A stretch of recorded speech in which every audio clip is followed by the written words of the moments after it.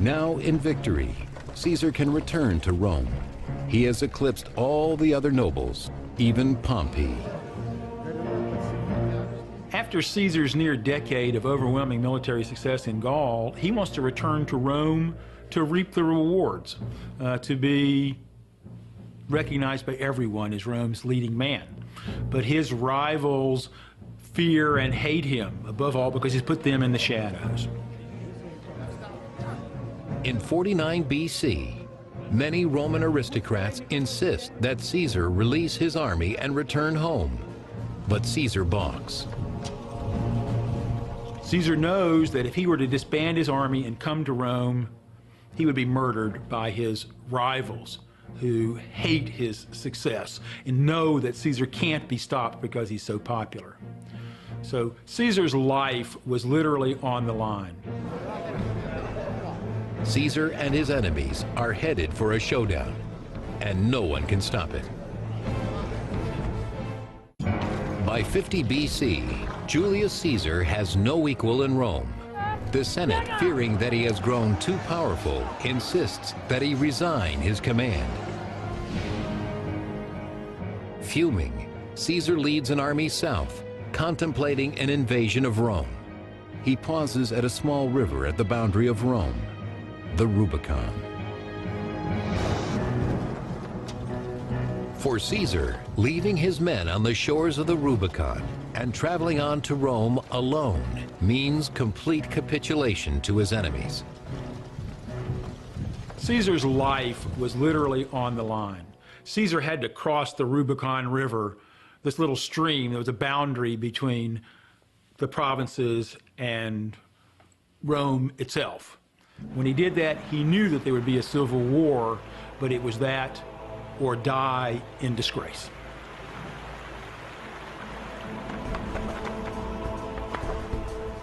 One side of the power struggle is led by Caesar. Forged by a decade of campaigning, his army's belief in him is unshakable, its dedication absolute. The other side is led by Pompey. His army is scattered throughout Italy, and its loyalty is in doubt. Caesar's popularity, he knows, is at its height. The population of Italy treated Caesar like a returning god, and soldiers flocked to Caesar's army.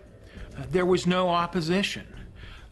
Those who feared him were fleeing like a wave towards Rome, and the city became a scene of absolute tumult and panic. The people at Rome who love Caesar are partying in the streets because they can't wait for him to return. Pompey gathers up the Roman Senate and flees to where support for him is deep and strong, Greece. It buys the great general valuable time. Months pass before Caesar can build and appropriate enough ships and supplies to follow him. By the time Caesar's troops disembark in Greece, Pompey has amassed a great army. In January 48 BC, at Pharsala, the most important figures in Rome square off in tragic civil war. Pompey commands twice as many men as Caesar, yet Caesar's soldiers come armed with a potent weapon: confidence. Pompey had to fight or had to surrender.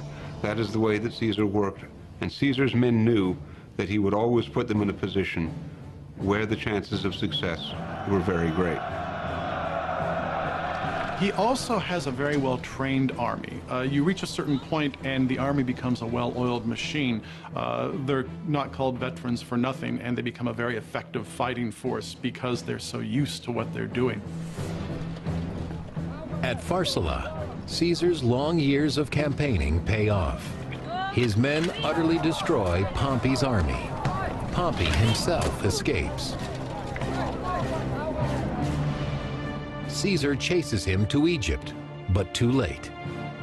In the end, the great Pompey is tricked, murdered, and beheaded by Egyptian brigands. The head is sent back to Caesar. Classical biographer Plutarch. When Pompey's head was brought to him, Caesar refused to look at him. But he took Pompey's signet ring and grieved as he did so. Did he really do that? It's very anecdotal, and it almost defies plausibility, but it is possible in a sense. It's possible because Pompey had been a colleague and a friend for a time. And maybe in a sense, Caesar saw what could happen to himself in the eyes of the dead Pompey. In 46 BC, with his rivals out of the way, Caesar has the total power he has craved his entire life. Rome is his. Caesar quickly moves to rebuild the city, changes the tax laws, and establishes colonies. He becomes the first leader of Rome to conceive an empire. Caesar essentially becomes the new state. Caesar replaces the Republic. Now, this is a great preview of what's going to happen under the emperors. But Caesar does it in such a way that he seems to disregard the traditions of the Republic. And as a result, he essentially cuts himself off and isolates himself.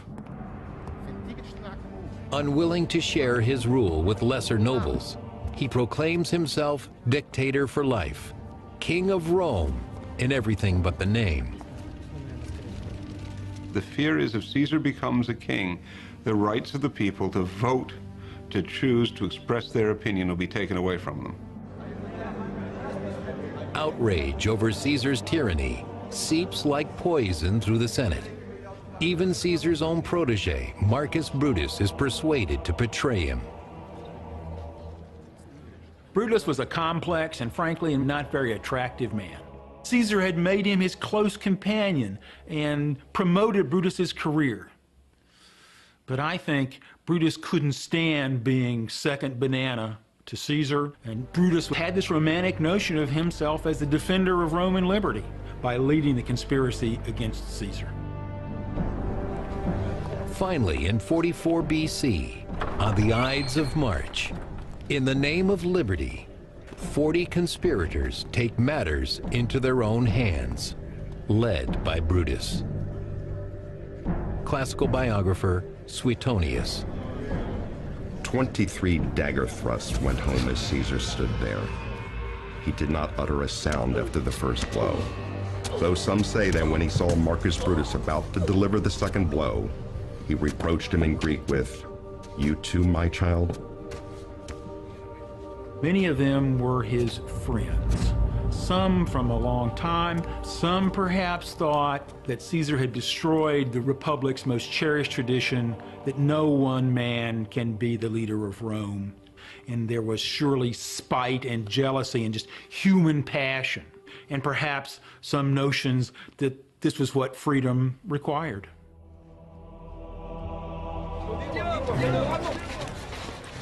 Caesar's death spawns not a rebirth of the Republic, as the conspirators hoped, only anarchy, more violence, eventually empire.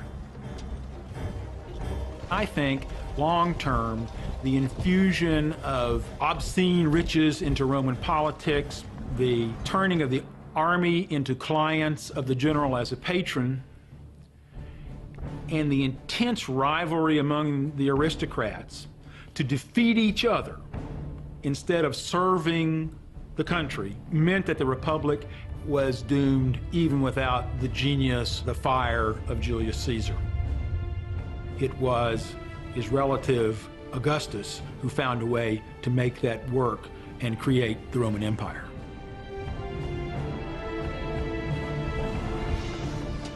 The age of emperors begins, and with it, bloody conquest, brutal repression, and endless war.